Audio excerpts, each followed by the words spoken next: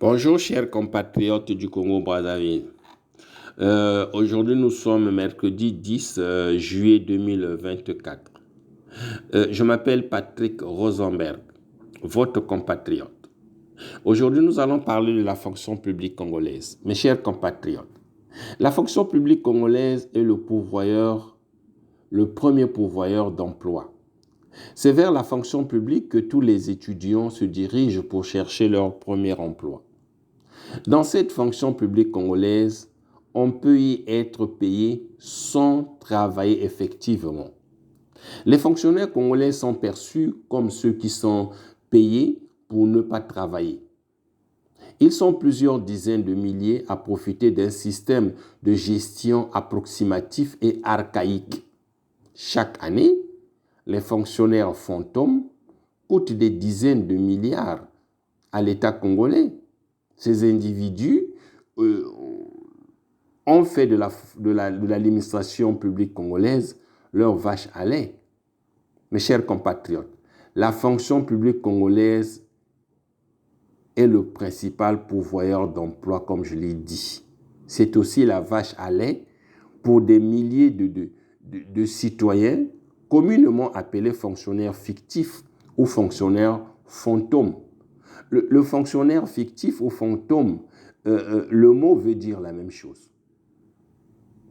Ce sont des personnes qui perçoivent des salaires de la part de l'État congolais sans être fonctionnaires.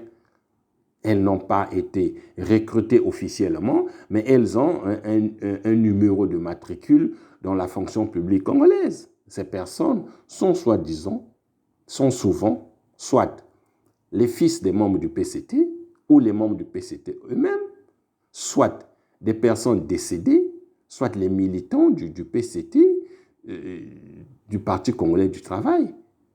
Certains ont déserté leur poste. Ils sont ici en France ou ont démissionné, mais continuent de percevoir leur salaire. Et ils vont à l'église, prier Dieu, avec le nom de Dieu, en train de voler l'État. Dieu n'écoute pas les prières des pécheurs. Oui, vous êtes des voleurs, des escrocs, des malhonnêtes. Vous et vos enfants, vous n'êtes que des maudits, malgré que vous allez à l'église chauffer des bancs. Mes chers compatriotes, dans notre pays, 10% des fonctionnaires congolais sont fictifs ou fantômes. Quand on observe le manque de volonté politique sur la question, on se demande si les autorités publiques congolaises ne font pas exprès parce que ce sont leurs enfants, ces fonctionnaires fictifs ou déserteurs sont les parents des gens qui travaillent à la fonction publique. Si ce n'est pas une manière pour les autorités congolaises de détourner des fonds publics, je m'interroge. Plus de 5000 fonctionnaires fantômes soupçonnés d'être payés par l'État congolais alors qu'ils ne travaillent pas. Ils sont pour la plupart ici en France, en Europe, en Occident. Les médiocres, incompétents, voleurs et corrompus cadres, agents de la fonction publique, n'ont pas de sens exact de service public, de l'intérêt général. C'est des gens qui ont des petits BTS, des petits masters, des petites licences qu'ils ont obtenues là, à la va-vite au Congo-Brazzaville, et ils sont là dans la fonction publique. Hein? Ils n'ont pas de sens exact du service public, ni de l'intérêt général. Dans leur entendement, ce qui appartient à l'État n'appartient à personne. Et on jure à volonté dès que l'occasion se présente. Donc, dès l'instant qu'on a la possibilité d'y accéder, de par la position qu'on occupe, par le pouvoir de signer, alors, on en jure à volonté. Et c'est des soi-disant chrétiens, soi-disant. Des cadres corrompus qui travaillent au ministère de la fonction publique. Des chrétiens du diable. Mes chers compatriotes, la fonction publique congolaise est totalement archaïque, incompétente. Une administration publique gérée de façon archaïque et difficile à contrôler. avec des complicités à tous les stades, tous les stages qui font prospérer le phénomène des fonctionnaires fantômes. Tout cela ne peut exister que par la complicité des agents chargés de la gestion du personnel et leurs supérieurs hiérarchiques au ministère de la fonction publique. Ils ont mis au point des stratégies de corruption pour faire percevoir des salaires à des personnes qui ne travaillent pas et dont le supérieur hiérarchique peut couvrir l'absence. Les numéros de matricule de personnes décédées se retrouvent ainsi attribués à des personnes fictives avec nom et compte sur lesquels les salaires sont virés. Chers compatriotes, il y a un véritable divorce entre le citoyen congolais et l'élite politique sataniste qui le gouverne. Ces enfants de pauvres et d'illettrés qui ont bénéficié de toutes les bourses d'études et d'internat pour devenir ce qu'ils sont aujourd'hui. Le Congolais n'a pas confiance en l'État, en ses cadres. Et pour illustrer mes propos, les gens n'hésitent pas à soudoyer les organisateurs du concours d'accès à la fonction publique, dont les bénéficiaires sont généralement issus de parents bien placés dans l'administration publique et dans la société, en politique. Du coup, celui qui n'est pas considéré comme faisant partie de cet environnement politique ou administratif ou familial, dès qu'il a la possibilité d'user de la corruption pour accéder à la fonction publique, il le fait sans hésitation. Des fausses réformes administratives au ministère de la fonction publique en trompe l'œil.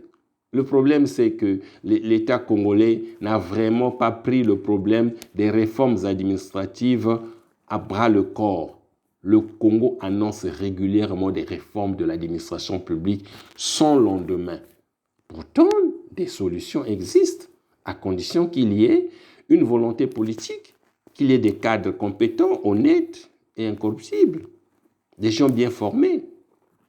Mes chers compatriotes, le Congo vit au rythme effréné des revendications pour une véritable justice sociale face à la délinquance de l'État congolais et d'une idiocratie à bout de souffle, d'une élite politique irresponsable, corrompue, médiocre. À juste titre, les couches sociales congolaises défavorisées, avec de nos jours les syndicalistes de tous bords, les fonctionnaires de l'État avec des arriérés de salaire de plusieurs mois, les chômeurs, les laissés pour compte de la société réclament tout simplement leur salaire, leur droit de vivre décemment, droit de travailler, assouvir leurs faim, circuler en sécurité, éduquer leurs enfants. Hélas, le dictateur sanguinaire psychopathe Denis Sassou Nguesso promet beaucoup dans ses discours démagogues et irréfléchis. Il semble souvent vouloir délivrer du concret à travers ses discours à la Lacan. Cependant, comment peut-on croire dans la bonne foi d'un schizophrène comme Denis Sassou Nguesso? Croire la bonne foi d'une machine gouvernementale qui régorge en son sein d'un grand nombre de voleurs, de criminels, de médiocres, d'incompétents. Les médiocres, corrompus et incompétents cadres, agents de la fonction publique et les fonctionnaires zombies font partie du même système mafieux de la corruption qui, comme un cancer, se propage dans toutes les sphères de la société congolaise.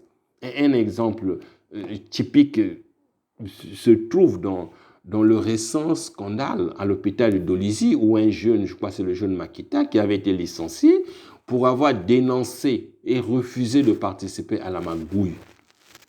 Un exemple où l'État congolais paye le triple, voire le quadruple aux fonctionnaires zombies de cet hôpital de Dolisie, dont les médecins et l'administration sont bien connus par leur médiocrité intellectuelle, leur corruption, leur irresponsabilité, leur incompétence. à laisser mourir les malades dans cet hôpital de Dolisie, l'État congolais doit être tout à la fois efficace et efficient, raisonnable, économique et productif, et faire preuve de compassion envers les Congolais. C'est ce que les citoyens engagés doivent promouvoir sans cesse en ayant un œil observateur sur toutes les décisions gouvernementales. Et il est du droit des citoyens congolais patriotes de critiquer constructivement toutes les actions gouvernementales, suggérer des idées, pointer les défaillances et féliciter les bonnes décisions quand il le faut. Il nous faut donc un réveil citoyen dans ce pays, le Congo, pour dire non à l'inacceptable, non à la bêtise humaine, à la gabegie administrative et financière, au gaspillage des deniers de l'État, non à la corruption qui s'érige en règle de gouvernance dans notre Congo. La lutte contre la corruption dans notre pays passe inéluctablement par cette voie. Vive le Congo-Brazzaville, vive le peuple congolais, vive la diaspora congolaise. Je vous remercie et vous prie de partager cet audio. Au revoir, Patrick Rosenberg.